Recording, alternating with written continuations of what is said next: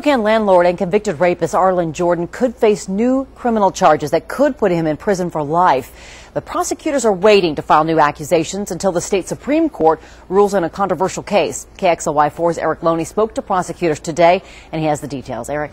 Yeah, during the trial, prosecutors alleged Arlin Jordin drugged and raped or tried to rape dozens of women over the years. Now, after he was convicted, a new allegation came forward.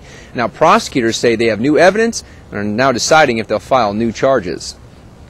After a jury found him guilty, a judge allowed Arlin Jordin to walk free while he appealed his conviction. While out, an apartment seeker told police that Jordin drugged her drink and tried to rape her. Jordin was sent back to prison, and prosecutors have continued to investigate the new allegation against him. Last week, investigators finally received the results of lab tests on drugs found in Jordin's apartment. Prosecutors declined to say if those drugs matched date rape drugs found in the victim's body, but did say they now have 10 years to file charges against Jordin.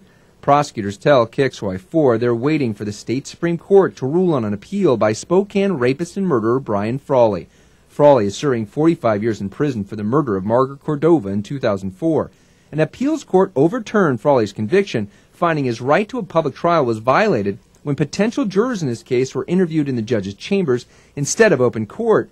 The private questioning was common practice that's now been changed.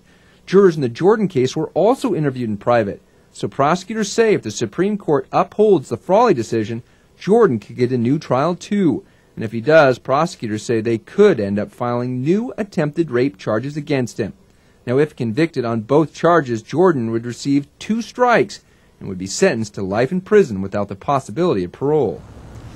Now, if the state Supreme Court denies Frawley and Jordin new trials, prosecutor John Love tells us they probably won't file those new charges against Jordin because he told me they wouldn't have to, because prosecutors believe a parole board is never going to let Arlin Jordin out of prison. Reporting live, Erik Loney, KXLY4.